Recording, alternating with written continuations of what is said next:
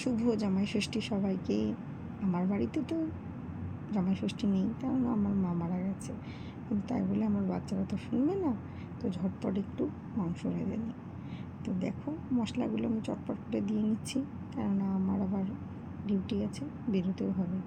ঝটপট মাংস রেঁধে নিতে হবে, নাহলে বাচ্চারা শুনবে না। ওদের মাংস হলেই ওরা খুশি। জামাই ষষ্ঠীর মানে তো কিছু বোঝে না। তো মাংসটা দিয়ে দিলাম, মশলাটা কষিয়ে নিয়েছি। তাড়াতাড়ি অল্প মশলায় অল্প তেলে আমি রান্না করার চেষ্টা করি মাংসটাকে, কেননা বাচ্চারা প্রায় দিন মাংস খেতে চায়।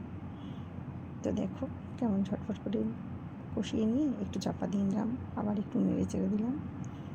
এই ফাঁকে আলুটা দেওয়ার পরে ভাবলাম যে একটু সবজি কেটে নিই। বাবা আবার মাংস বেশি খায় না, সেই জন্য বাবাকে একটু সবজি বানিয়ে দিতে হবে।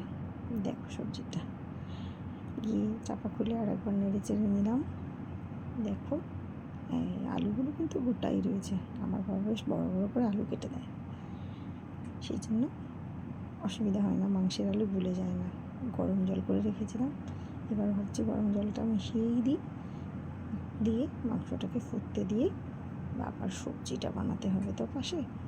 সেই জন্য মোটামুটি গরম জলটাকে দিয়ে আমি মাংস করলে সবসময় জল গরম করে নিয়েই মাংসটা ঝোলের জন্য দেওয়ার চেষ্টা করি। একটুখানি মশলা দিয়ে দিলাম, দিয়ে দেখো বাবার জন্য সবজিটা ঝটপট করে নেড়ে চেড়ে বানিয়ে নিচ্ছি। এই মাংসও ফুটতে শুরু করে দিয়েছে।